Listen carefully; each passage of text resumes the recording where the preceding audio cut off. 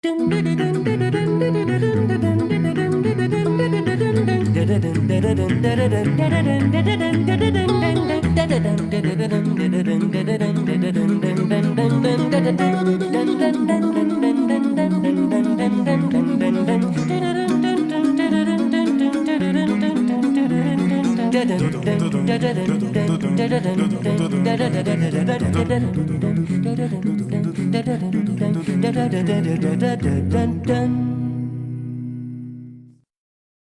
evening, ladies and gentlemen. We're so glad to welcome you as part of our community tonight. Please note that this webinar is being recorded and distributed live stream. By entering this virtual meeting room, you give your consent to be recorded and distributed by Simeon Morrow Public Speaking and Presentations and other third parties. If you prefer to not be recorded, please turn off your camera and or microphone and or go to the Facebook Live video feed, the link to which I will now place in the chat room. For a better experience, please turn off your microphone and set your video to gallery view. Tonight, our featured guests are Brian Lindgren, an electronic music composer and creator of the electronic viola, and Reyes Oteo, a composer, performer, and electronic luthier. We are also pleased to be joined by Professor Lino Rivera of St. Mary's College of California. Brian, welcome. Hey, thanks so much, Sim. Good to be here. Brian, so can you tell us a little bit about yourself? Yeah, absolutely. So I'm currently doing a PhD in music composition and computer technologies at the University of Virginia. And one of the projects that I've been working on since my master's degree for the past 2 years now is an electronic viola, which I'm going to be excited to get into in just a little bit. And Reyes, welcome.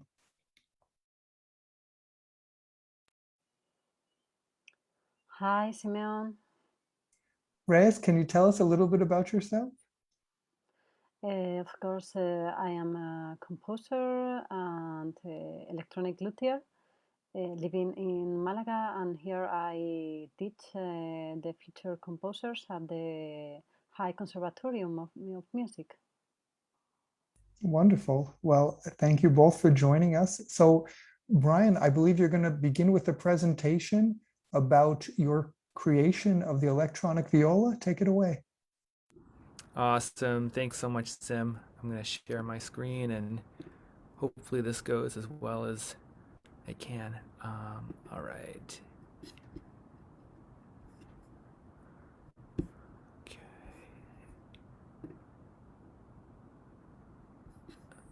All right. You can see the screen okay, is that right? Brian, maybe you can minimize just the Zoom windows. Sure. Thanks, Sim. Okay. All right. So, yeah, I'm going to start off with a brief video that I put together about the electronic viola because it's much more concise and polished than I could probably pull off right now. And this video was made as a submission video for the Guthman musical instrument competition. And so it's a brief, overview of the project, and then I'll share a little bit more. So here we go.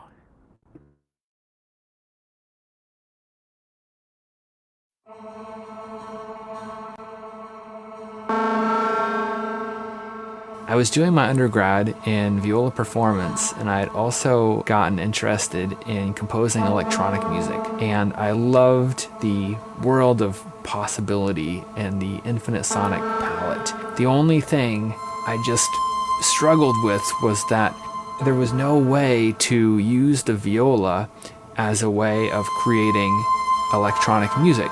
And I wanted so badly an instrument like a viola that I could convey the same degree of detail and sensitivity and emotion and humanity into this amazing world of electronic music as I was able to do as a violist. But I finally created this instrument, and it ended up being this electronic viola, which has been incredibly fun to work with and satisfying. And it was everything, probably plus more than I had wanted when I first conceived of the idea of this instrument. The fingerboard has voltage running through resistive strips under each string, and when you push down the string, it contacts the resistive strip exactly where your finger is stopping the string. Basically, the string picks up a voltage from the resistive fingerboard, and so the instant that you place your finger on the fingerboard, the instrument knows where your finger is, and that's just as it would be with an acoustic viola. And then the second challenge was to extract the nuance from the sound of the instrument as it was being played. That's where the heart of the music and the heart of the player really comes through the instrument. How do you capture that? And how do you capture the intrinsic subtlety and beauty and expressiveness of the sound itself? The sound of the synthesizer using an FFT algorithm is convoluted together with the acoustic sound to create this hybrid digital analog acoustic result. It has the best of these two worlds, the vast sonic palette of the digital electronic world, and also the heart and the character and that nuance.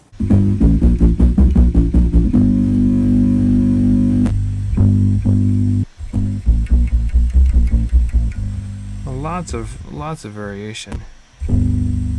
Ooh.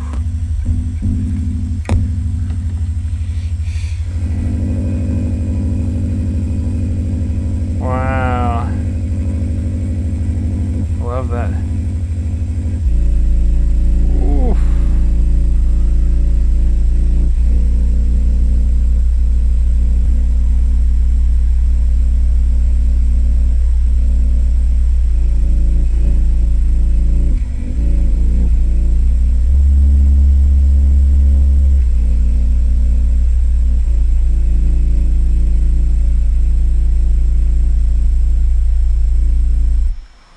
And there's something about 3D printing that embodies the DIY culture of imagining something so totally new. You can't even just go out and get different parts and put them together in a new way, but you have to start from scratch. You have to create something that hasn't been done before. And I love that aesthetic that comes through the instrument. In a sense, this project is about getting to the root of what's important in music and not having anything else that's superfluous. And the design reflects that. There's nothing about the design that isn't defined by the functionality that's needed. When we were working on the mix for your album, so sitting down and like hearing for hours the material and really getting to feel the physicality and understand really what's happening. An instrument that is like capable of like react in such a granular way to your gestures. It's really about the interaction in between the performer and what it's being analyzed, processed, and then conveyed into sound. It's just impressive. It has so much potential to like explore this aspect of physicality that like an instrument has and an instrumentalist has. The heart of this project, the thing that exists when all else has been stripped away, is this interplay between the physicality and the heart of the musician and the instrument. That's the only important thing.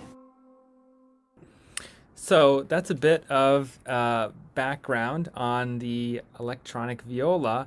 However, this is the second version of the electronic viola. So next, I want to go back a little bit in time and tell a bit of the story of how I got to this point. So I don't want to replay that. Let's see. There we go. So I am not the first one to go down the rabbit hole of electronic stringed instruments, and there are some important precedents that we might be familiar with. And the first is by Max Matthews. Matthews, the kind of father of electronic digital music, and he worked on an electronic violin.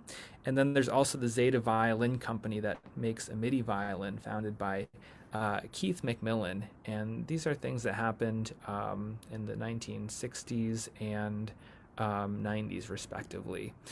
So for my instrument in particular, I had a few concrete design goals. One was a detailed and reliable pitch tracking, meaning you put your finger on the fingerboard and it sounds exactly as it would with an acoustic instrument. It would be able to create a variety of synthesized sounds. It would be responsive to the timbre of the acoustic instrument. It's also an acoustic instrument as it's being played. It would be quadraphonic, meaning that each string can be played independently and together, and it would be low latency. So when you play the instrument, there's an imperceptible delay between when you play it and when you hear the sound, which is a little tricky with digital music sometimes. And so this is building the first version of the electronic viola, quick snippet. So yeah, I got those grooves cut. It's a little bit messier than I had hoped. So yeah, it was basically a modified acoustic viola body, and it was a tricky way to approach it, but you know, this was the first version of the electronic viola, which is a very modified acoustic instrument, as you can see. And because it's an acoustic and digital instrument, this is the software interface. So over here, this manages the tracking of each of the strings. This is the synthesizer, and these boxes are basically interfaces for the algorithms which mix the digital and acoustic sound. And I want to play a brief snippet of an album I composed with this first version of the instrument. Before that though, so yeah, the reason I went on to a second version was because there was a few shortcomings with the first one. So there was crosstalk between the pickups, meaning the basically the kind of one string kind of bled into the next, in short. There was inconsistencies in the fingerboard resolution, how accurate it could be on the fingerboard, and then there was unstable electrical connections, which you can maybe imagine because it was kind of a hacked together instrument. And I think the next slide is this an excerpt of an album I composed with the instrument.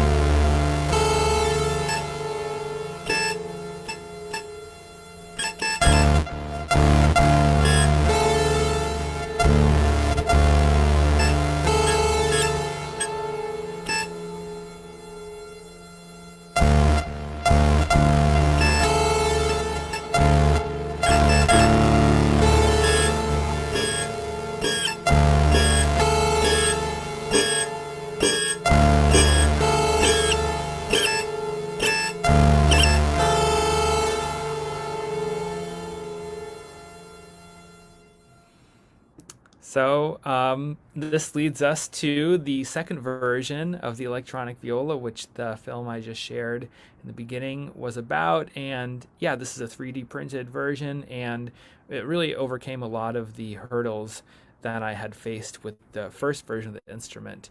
And then to wrap up, I want to just share a excerpt of a improvised piece that I prepared for a concert series at the Experimental Sound Studio in Chicago back in June.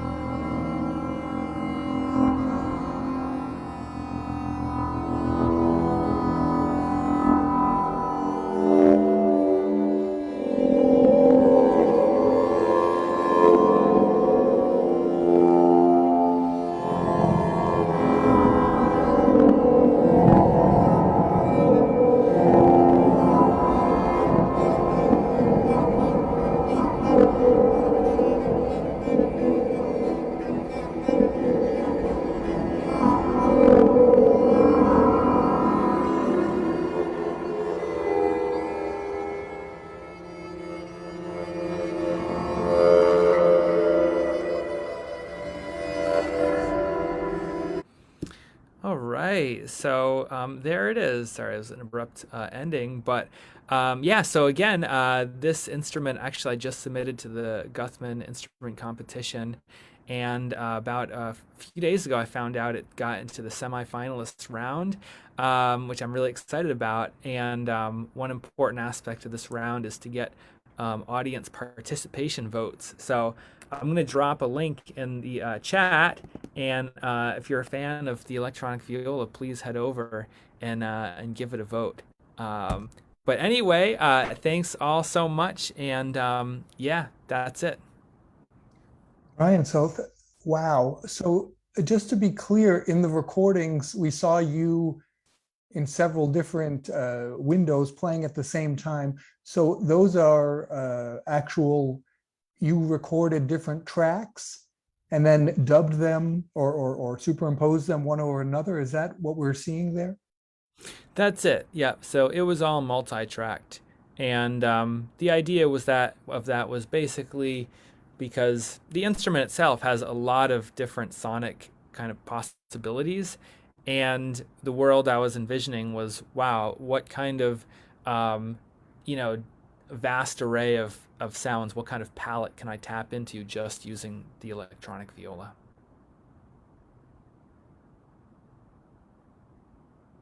Okay, so Brian, I'd like to bring in Reyes Oteo, who can maybe make some comments about your incredible work building a new viola, Reyes. Yes, the first I would like to say, Brian, is a huge congratulations because that's a real exercise of fantasy and of hard work that is what this world needs most. Thanks, um, William. yes, and I know all the effort that is behind that result. From 10 things we try, only one works. So Mm, imagine all the things that Brian has been working on and has a fight in absolutely. his way to obtain this amazing instrument. Thanks, Reyes. No, you're totally right about those efforts. So I shared one snippet of me with the circular saw cutting the fingerboard, but I have probably hours of, documentation making the first version of the instrument, and that was just the first version because, yeah, as you're saying, um, there's way more pitfalls than uh, bridges or not pitfalls. A lot of pitfalls. If possible, I'd like to bring in Professor Lino Rivera of St. Mary's College of California, who has a question or comment. Hi, Lino. Hello, Simeon, and hello, Brian. This is very fascinating. My question is, um, who is the audience for your work? Because I cannot imagine my classes here at the college, taking them to a concert of this kind of genre. Who particularly are you targeting as the audience for all the work that you've been doing? Sure, sure. Great question, Lino. It's really open-ended actually. I think there's a lot of it's open-ended in one sense, and then in another sense, I think there's a whole community of people who are just interested in experimental music. They're interested in new ideas and new ways of creating music. And there was one in the film I showed in the beginning. There was one excerpt of me playing outside, and you can't really see the audience, but it's basically an open mall in Charlottesville where I live. And so there's all sorts of people that are just like out for the evening in this mall, just coming to gather and listen. So I think, it's a two-part thing. One part is pretty much anyone who's, just, interested in this kind of thing. And then also people who are interested in kind of experimental and new music. Okay, thank you for that. It's just that with all the equipments that I'm seeing or there in the background of yours and all, it's not cheap. That's why we would say, you know, you have invested a lot of time, effort, and money for this. And I was just wondering, how do you break even? You know what I mean? Yeah, absolutely. It's a great question. And there's a few, I think, ways to look at it. One is, this is a passion project of mine. And I first thought of this about maybe 15, 18 years ago. So to see it actually happen, for me, it's not so much the cost of it that matters because I'm just so happy that I can have something like this and make music with it. Another aspect is I feel that actually, if I were to optimize the process of building it, I could lower the cost actually significantly. The materials are rather cheap actually. It's 3D printed plastic and then basic electronic components. The only more expensive thing is a microcontroller, which is a small computer, which is about $160. But I feel that the cost could definitely, with optimization, be brought down, and who knows, it could be made into a marketable thing, hopefully, where people can buy it, and the amount they pay is actually something they feel comfortable with, and actually includes an amount of profit to cover basically creating the instrument. So.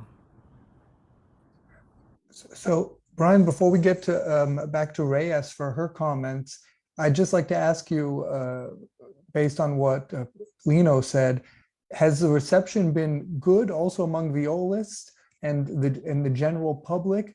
I imagine that one of the critiques you might get is that people say, well, it doesn't really sound like a viola anymore, does it? And that all of the training that you've had on the viola, maybe that's not worth anything. But if I understand it right, you wanted to bring that human component, like you said. So instead of having a knob or something that has nothing to do with anything that you care about, you made a viola, and through that you can express yourself. Do you feel you can express yourself? Absolutely, and that's a great question, Sim. I think that one of the ideas with the instrument is that actually a violist could transfer all of their skills that they've spent years learning into playing this instrument. So there's many kind of new instruments that are being created. Some of them require new skill sets. You have to learn how to work with this instrument and maybe spend months or years learning that. The idea with this was the other way, where it's actually designed to be as similar to a viola as possible, so that a violist could just pick it up, and all of that training and long hours spent in the practice room would be transferable to this instrument as well. Okay, so Reyes, you told us at the beginning, or excuse me, at your show a few months ago that you are a violinist, a violist. That's how you began in music, I believe. So what is your reaction? Would you have done a similar thing? And then maybe you can go into a little bit about how you became an electronic luthier. Yes, I can speak only for of my experience because about the audience reception of this kind of instruments, I don't think it's the field that worries that should worry me because the music suitable for the a nice audience reception is pop music or in the wider sense and at the end it's music for entertainment. This is not definitely not entertainment. I'm not interested and I even hate entertaining people. No, you have the time of your life and you want to be entertained. It's awkward. So this is another different thing. This is a culture, and each instrument or each work we make with hard work and fully closed and complete is has its own value, and it doesn't depend of the reception or the recognition of the public or the critic, because depending on the place and the moment when you present it, people is wow, that's amazing.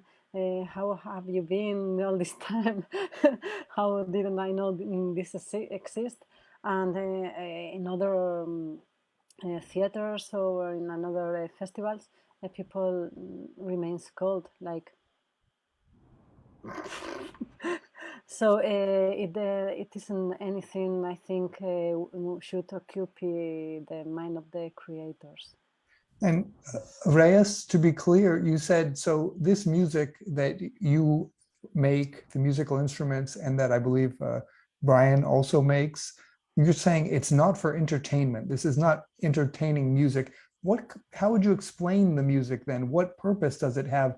How would you explain it to people who are used to understanding music as something that is entertaining? Yes, I could explain it in a very simple and concrete way. What makes us humans, when anthropologists research for objects and so on, is that we make us the strong questions, those questions that makes us have human behaviors, like making graves for the people who die and we love, and feeling a very little and part of this huge and mysterious universe, and so on.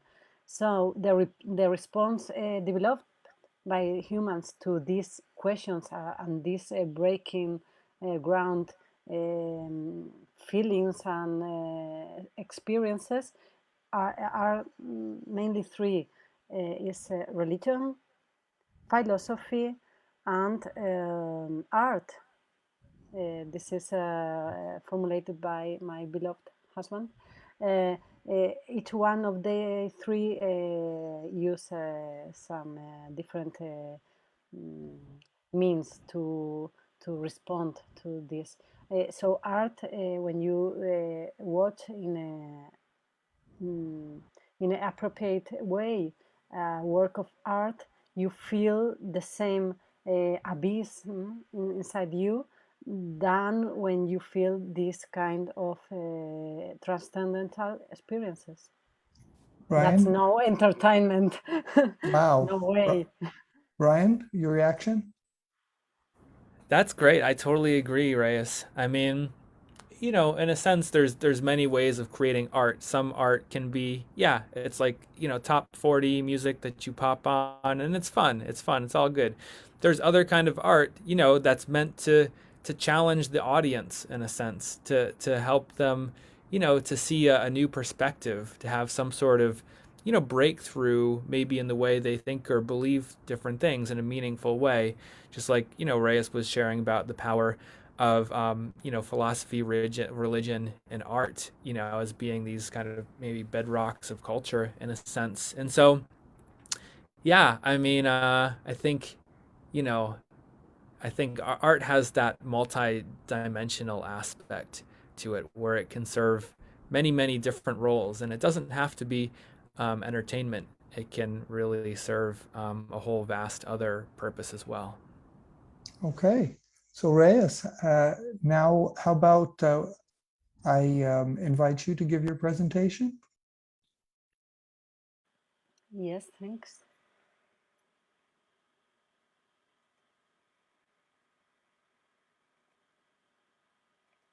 We should also make entertainment music with this. It's able to everything. Okay, and the screen.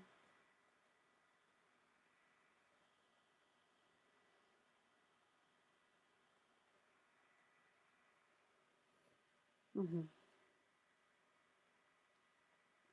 Sorry. Yes, I'm sharing the sound. Okay, so let's start. This represents a timeline of my life and artistic project, my life in arts. I can begin before we were here, but I will start with my theoretic background and the base of my statement in creation. I think creations have three main phases involving idea, process, and work. The idea is the moment where the work exists, becomes in its completion.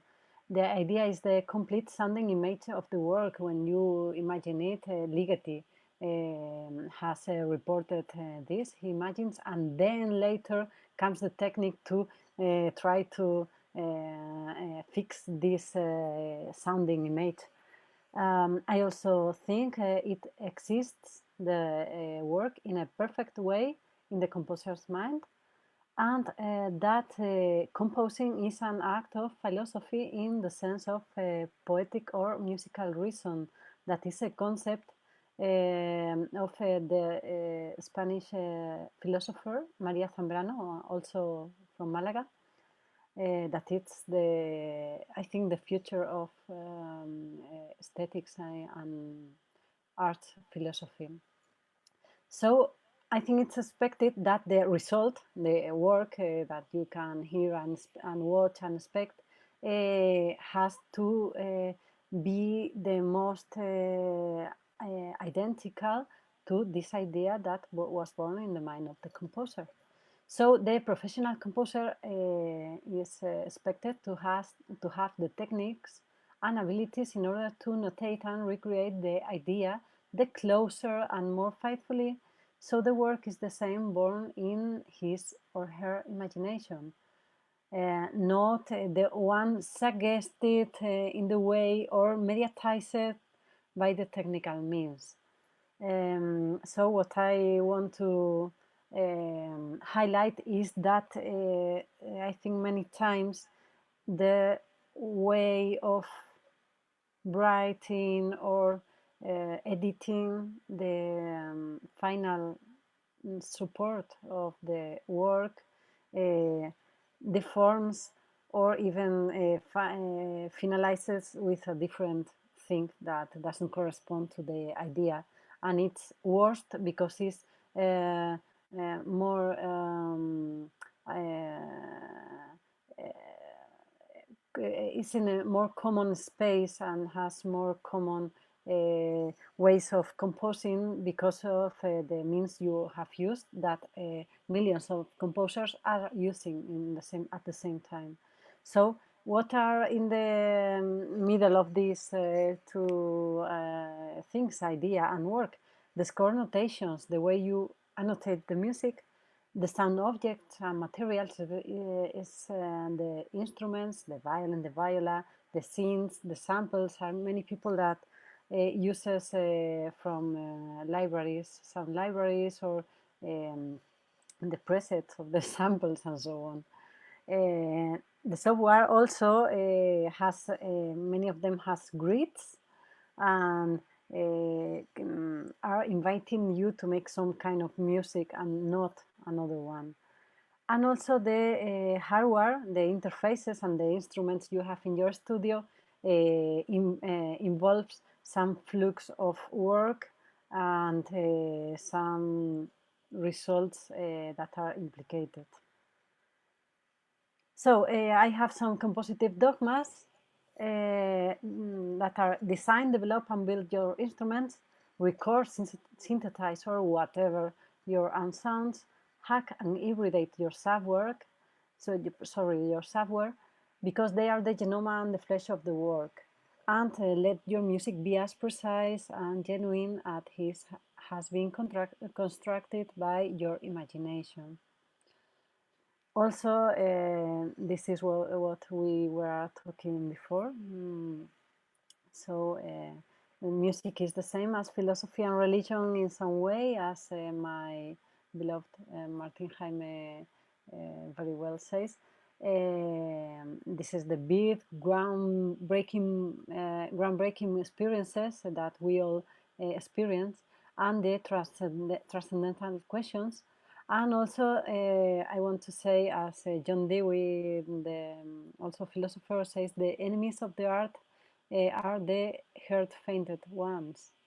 So the lack of definition and the lack of energies. I want also to start in this line in my precedents. I feel I'm linked in second grade to Lev Terman that I admire a lot. He was the inventor of the theremin, that is the instrument that is played not being touched, and is also the first manufactured instrument.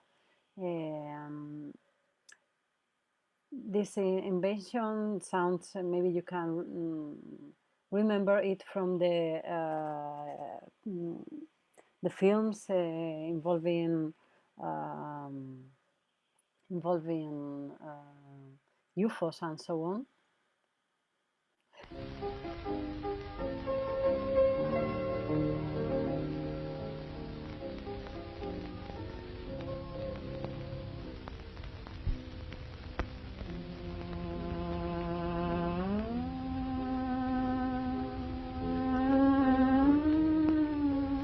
He's himself playing his instrument.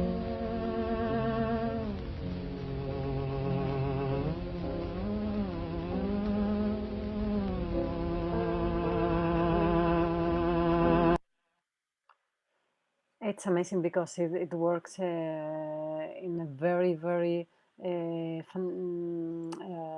imaginative engineering. Oh, sorry.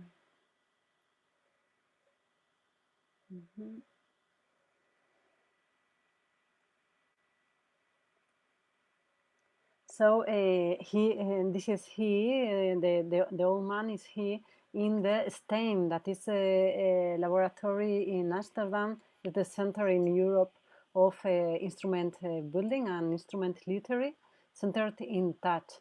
There I studied and learned how to develop these devices.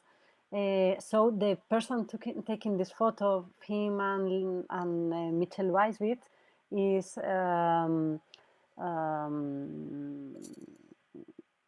oh, sorry, I missed the name.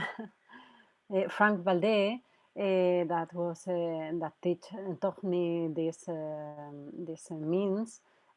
So I feel in second grade connected to this admired inventor and very first luthier.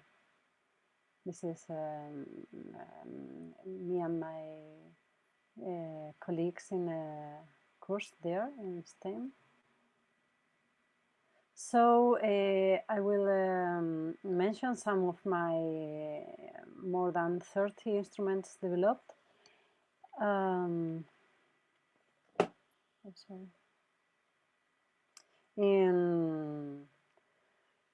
First, I developed some instruments that worked independently to the body. Oh, sorry. How does this work?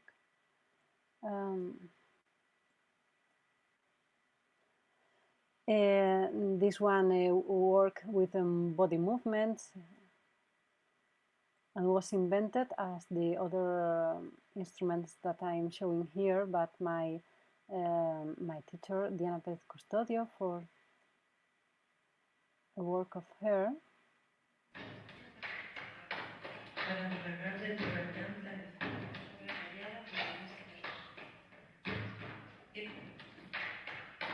And also in this work was an instrument that worked with the drops of this IV.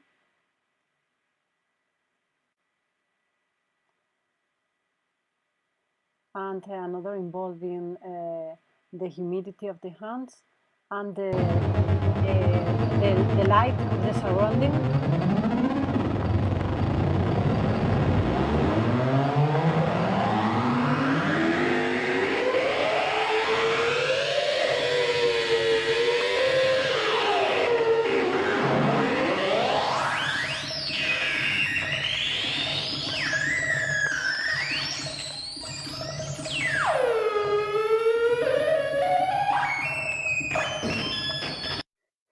And another that was played by heat or fire.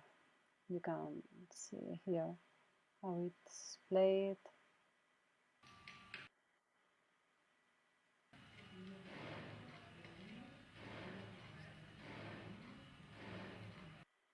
It slowly rises the heat and rises the intensity of music.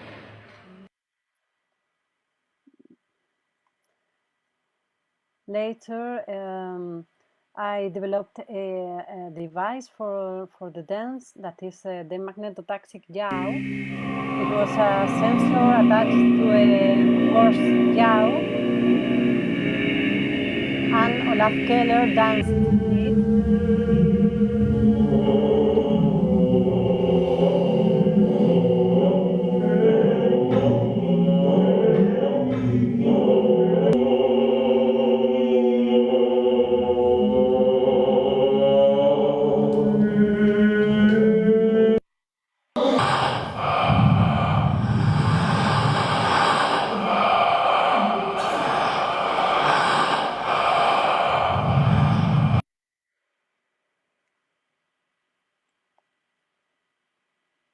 Later, I started building bio-driven instruments driven by animals and plants, not any human.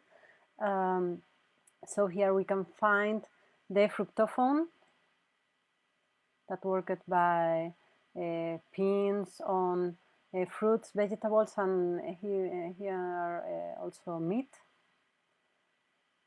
And also the worm phone that was driven by live worms. The construction is really simple. It's like a magician's hat that is empty. And here you can see how does it work.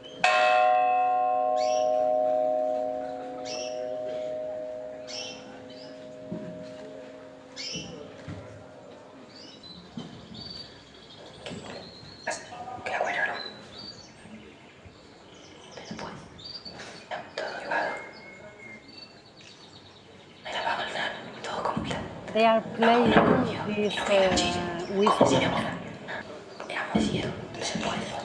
and the movement of their bodies are changing the sound.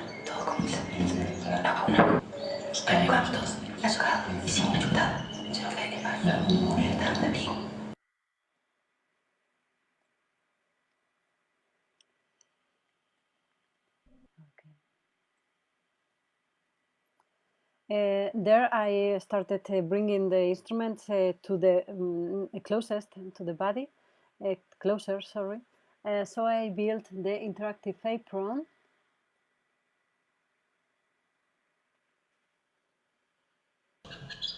Well, here is the word from again.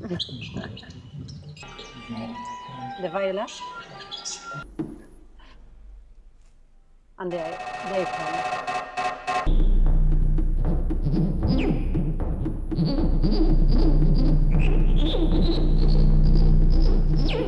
It's also a folkloric chord. And the fructophone.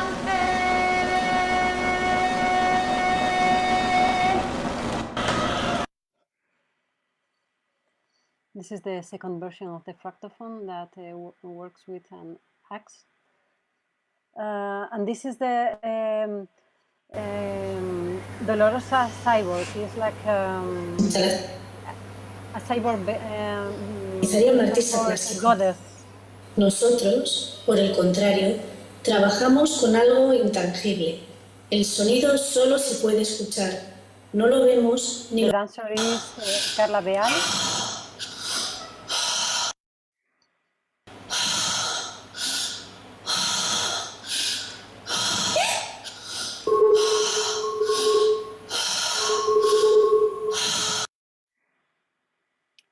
So the progress was taking the music to the body and to embody the electronic music that uses to be very disembodied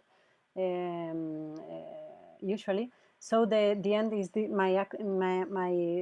project that I develop nowadays, and that is the Kit Kit View cyber project, and I can offer you some images. Here there are some sensors attached to the skin, very close, and also an instrument played by the light, and a laser set, and some luminous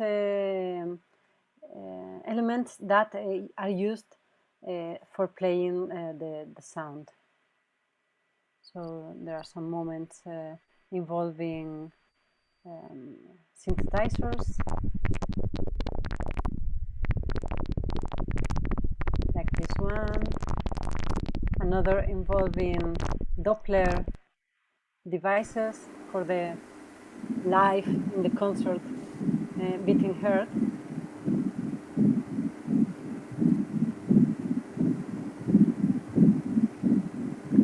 And there are another moments where I play instruments with that are sensitive to the light, like in this moment.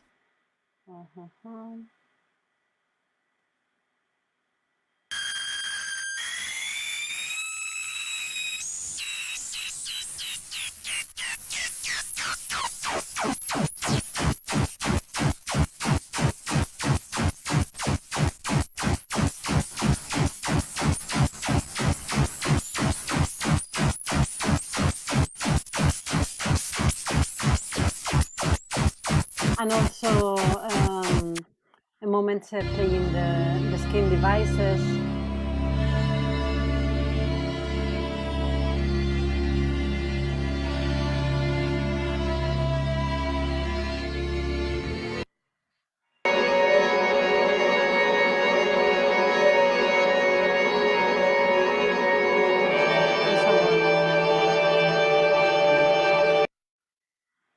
So that's the present nowadays, and the future. My next projects in composition are a work for tape, a scenographic score, and three green light panels, chalaparta, and so on, many instruments that I brought for Sucan Trio. And these are 1 meter per 1 meter panels, engraved and light.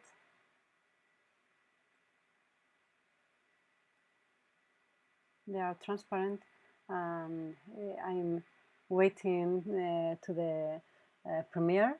Also, I have a premiere for Elisa Restarazu, that is the best saxophonist of my country, and for a string quartet of the Philharmonic Orchestra of Malaga in March.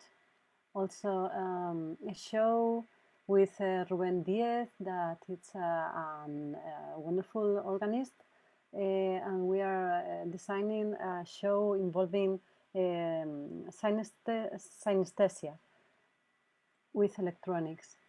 And for the end of 2022, with Juanjo Guillem and neo percussion. He is one of the best percussion soloists in Spain and member of the National Orchestra.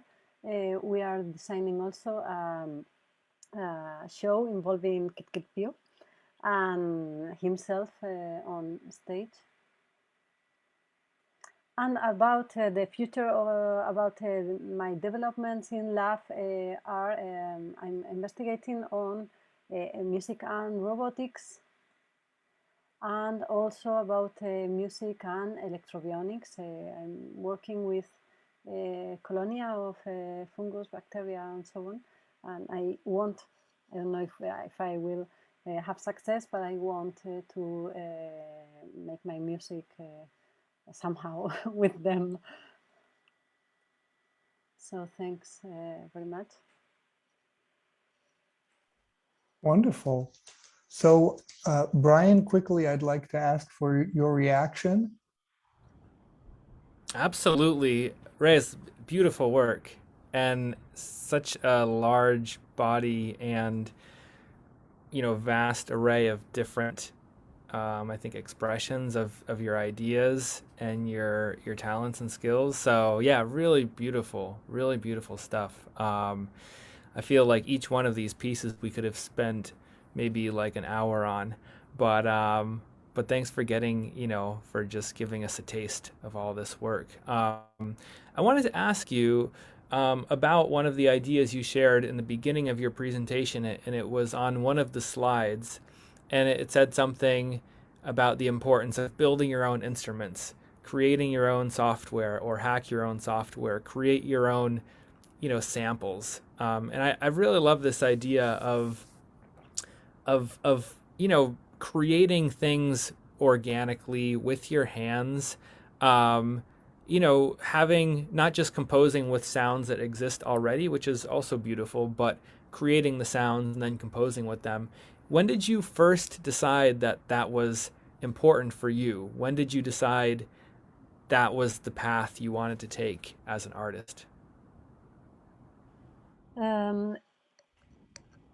I decided that in my very beginning. The first work I was able to complete in 2003. That was Theon, about the space of the absence of God. That was with scene and with projection. It was also audiovisual and electronics. Was only developed from three very short vocalizations of my own voice. So that desire of development and of this in this extenuating way is maybe something inherent to me. It's a That's limitation, I awesome. know. Limits can be good too. Limits can be Yes, good. of course. Absolutely. Thank you, Reyes. Okay, so as our final roundtable for tonight, I'd like us to talk about what Reyes prominently featured, written by her husband, Martin Heime, Music Equals Philosophy Equals Religion. And my question to both of you, let's start with Reyes, is that in the Gewandhaus Concert Hall of Leipzig in Mendelssohn's time, there was featured prominently in Latin writing, res severa verum gaudium, or it's in the serious things where true joy is found. And so my question is about today, is what you're doing, like you said, is not entertainment music, which I don't think, apparently, if it's about serious things at the Gewandhaus in Leipzig of Mendelssohn's time, it was about entertainment either. Is it simply what you're doing now kind of an extension of that romantic music thought? Reyes? No way. Romanticism passed and also was developed the anti-romanticism, and now we are in a third stage maybe of that scale. But as I have explained before, I think it's not something recent, but something inherent to our human condition. This is something really antique that deepens in our human sense. Brian? Yeah, I mean, I think I see what Mendelssohn's saying in a sense, that quote basically where in pursuing things of seriousness or like importance, I think we can dive into like the most important things in life itself. So I think that can bring joy, and yeah, so I think I can relate to that, and I think what Reyes is saying is also it's so true. We're in we're in a different time also in terms of style and that kind of thing, but I feel certain core values definitely I think persist in our timeless as well. And In Brian, fact, excuse me, sorry, Reyes? it's a, excuse me. In fact, that's the Pythagorean ground also, and that's not romantic. And so, Brian, one last comment from my side. Then, when I see you performing your music or performing the electronic viola, and I see Reyes performing her music, there is something that is enjoyable to both of you. Could that be considered entertainment music to you and Reyes? I'll let Reyes take that one first. Sorry, I can't understand you. So Reyes, so when we see your recordings, when you are performing the music, there is something that seems very enjoyable. It seems necessary. It seems like it's not something that's painful. It's not something you're shying away from. It's something that you do because also I imagine you enjoy it. Is that not to say that that there is some kind of entertainment value in that for you and for Brian? Yeah, what you are watching is the singing of the sirens, but they are bringing you to something more interesting than the singing. It's only the So, skin, the surface.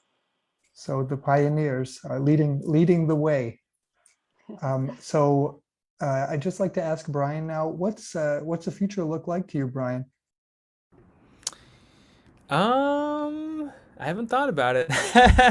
No, but I think there's a lot of development I still want to do with this electronic viola. It's very much a prototype still, and for me as a string player, this was always something that was missing in the world of composition and electronic music as a string player, and I feel that a lot of synthesizers, they're buttons and they're knobs, which is great, but I think there's a missing piece, and for me, I want to continue to develop this and hopefully get it to a place where a lot of people can enjoy playing it as much as I do.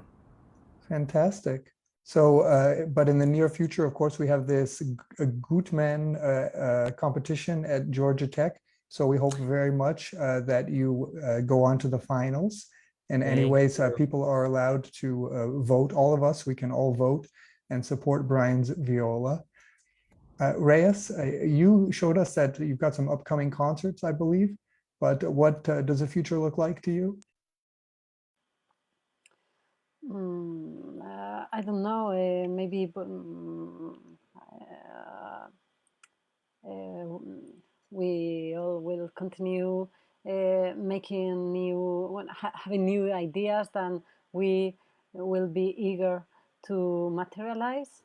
So they will lead us to some amazing places that now we don't know. No, we will be walking on dreams, like Fantastic. sleeping. And we have two very good guides to walk us through those dreams. So thank you, Reyes, and thank you, Brian. Let's see how we can stay in touch with Brian Lindgren. Here is his Instagram. It's at BK Lindgren. Brian, people can reach out to you this way.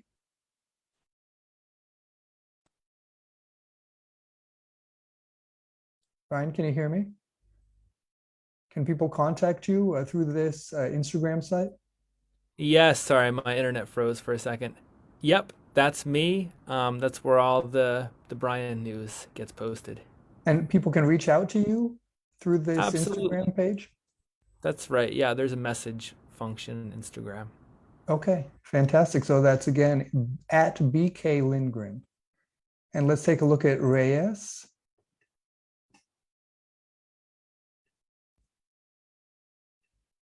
There it is. It's facebook.com/Reyes Oteo. And Reyes, so people can reach out to you this way? Just write you a message?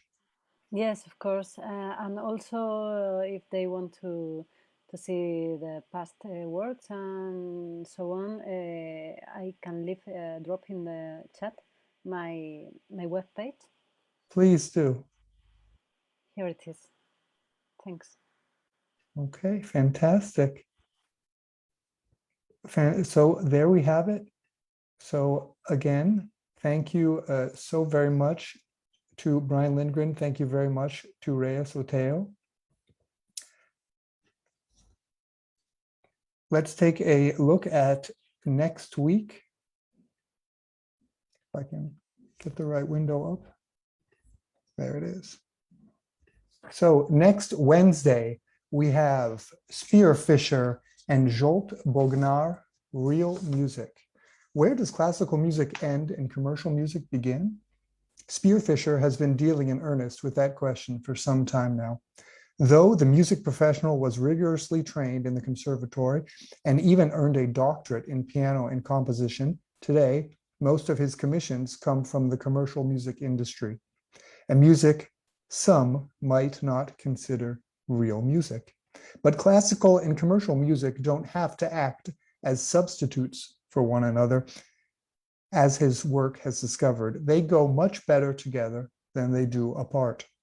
Come welcome Spearfisher and special guest Jolt Bognar, pianist and host of the award-winning Living the Classical Life series, to our show, and let's find out what makes real music real. As always, all information about upcoming shows may be found at www.simeonmoro.com. So once again, thank you so very much to Brian Lindgren and to Reyes Oteo for showing us, giving us a glimpse of the future, like Reyes said, taking us into dreams that we would not have been able to imagine without that. A little glimpse of the future there. Thanks very much to Professor Lino Rivera. Thanks very much to Agnieszka Rivole for her support of this show. Most of all, thanks to you, our participants, who make it all worthwhile. From Vienna, Austria, from Malaga, Spain, from Charlottesville, Virginia, and the Bay Area, California, goodbye, and see you next Wednesday.